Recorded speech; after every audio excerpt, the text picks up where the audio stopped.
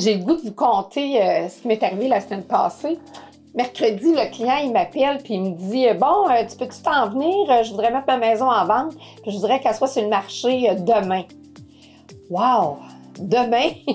C'est comme non, c'est impossible, tu sais. Puis le client, il dit « Ben là, pourquoi? Tu sais, je vais en appeler un autre. » Puis là, ben, je trouvais que je devais expliquer au client pourquoi c'est impossible de faire ça comme ça. Puis là, ben, je me suis permis d'expliquer au client c'était quoi la job d'un courtier avant que la propriété soit mise sur le marché.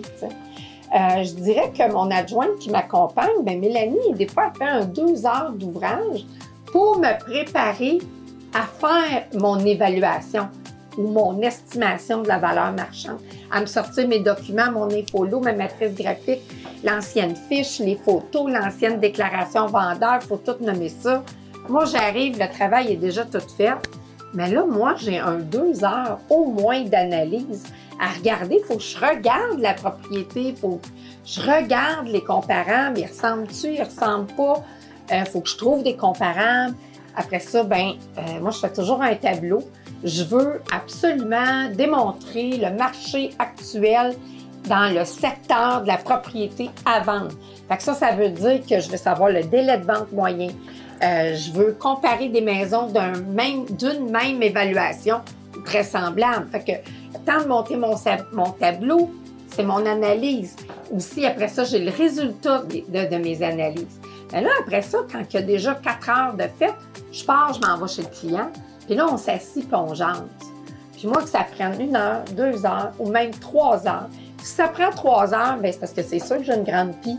Et ça veut dire que j'ai un client qui a beaucoup de questions à poser. Puis ça ne me dérange pas. Fait que on est déjà rendu à 7 heures de travail. Il n'y a aucun contrat de signé. Là. Je ne sais même pas si je vais signer avec le client. Puis après ça, ben je repars. Fait que des fois, je l'ai. Souvent, je l'ai. Mais des fois, je ne l'ai pas. Il faut que j'attende qu'on me rappelle. Là, ça repart. On va peut-être renégocier le prix. On va planifier un photographe, un drone. On va prendre des mesures. On va écrire un contrat de courtage. On va écrire une déclaration vendeur. Juste ça, c'est 3 heures au moins d'écriture. Après ça, mon adjointe a réécrit, a fait des phrases complètes pour que ça soit comprenable. Fait que là, on est rendu à 10 heures, 11 heures de travail déjà. Le contrat n'est toujours pas signé parce que maintenant, il faut attendre 24 heures avant de la mettre sur le marché, avant que le contrat soit signé. Donc, les photos sont prises, les corrections, on envoie la fiche descriptive, le client, il vérifie tout ça.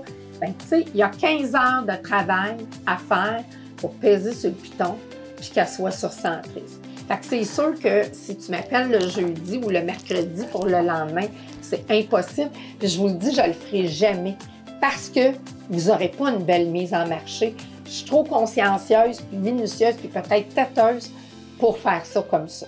Fait après ça, là, je pourrais encore vous parler de combien de temps ça prend vendre une propriété. Puis si vous pensez juste au nombre d'heures qu'on peut se parler d'une transaction pour ceux qui ont déjà vendu, vous allez voir qu'on travaille. On essaye de mériter notre paye.